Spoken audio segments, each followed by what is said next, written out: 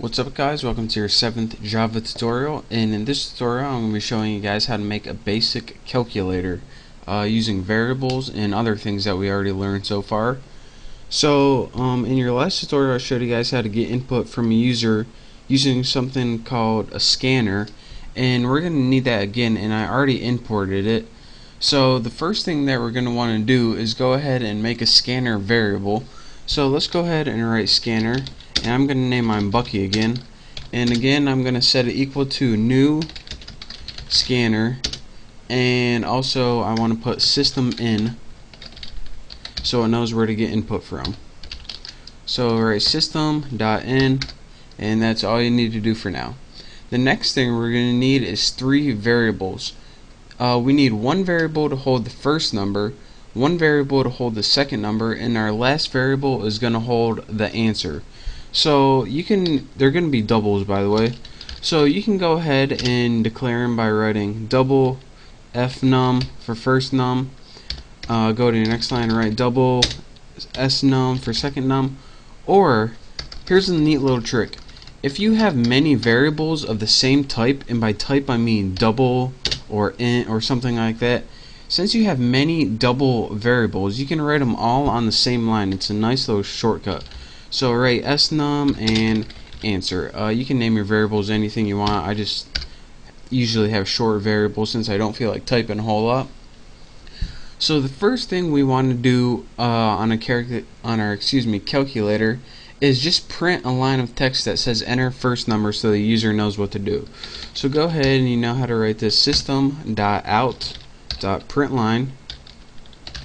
Println, and in your parameters just go ahead and write enter first num, and then put a little semicolon right there if you want.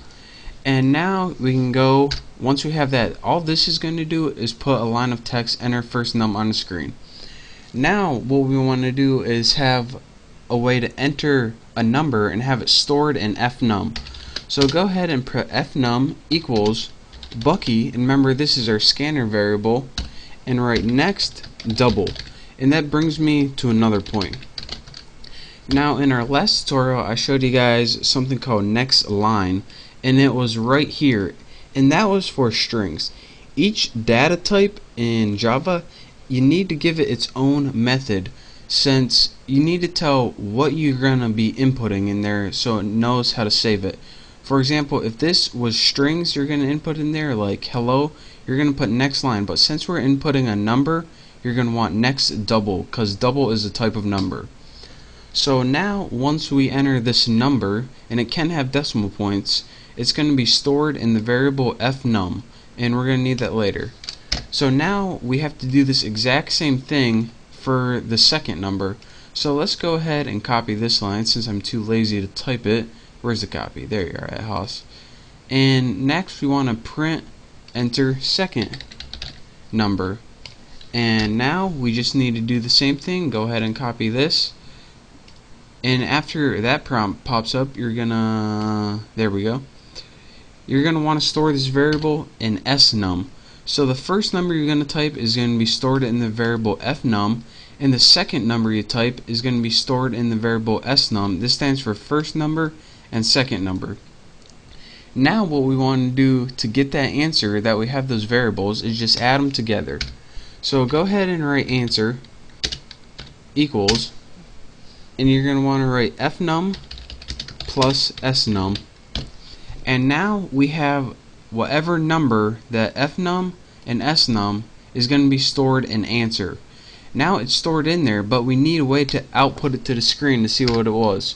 So let's go ahead and write system.out.println, and in your parameters just write answer. And what this is going to do is output answer, whatever it was, to the screen.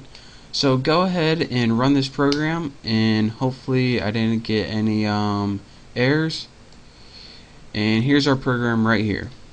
Enter first number. Let's do 34.6. Move my cursor out of the way. Press enter. Enter second number. 54.2. Press enter.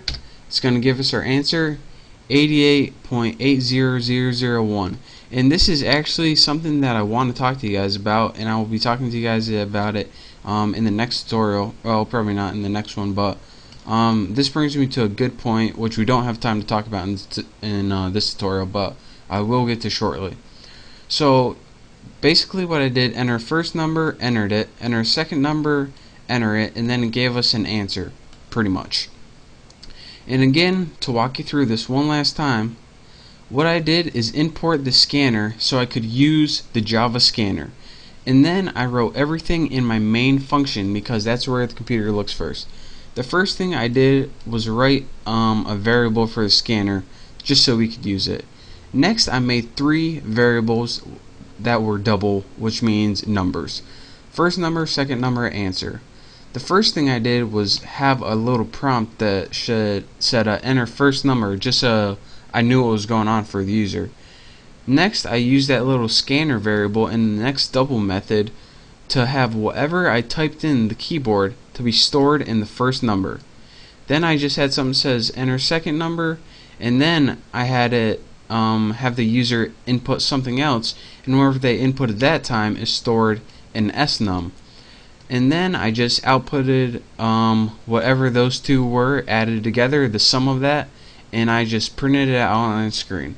So that's a very basic calculator, and it had one flaw in it, and that was giving us many decimal points, and I'll show you why that is in the I don't know what tutorial, but it's going to be coming up pretty soon whenever I deal with numbers. But again, that's a basic calculator. That's how you build it, using a new method called next double that we learned, and also how to combine everything we learned so far and build a functioning program.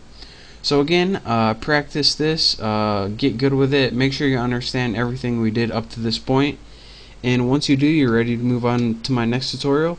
So thank you guys for watching. Hopefully I see you next time, and don't forget to subscribe to my channel. So thank you, and I'll see you then.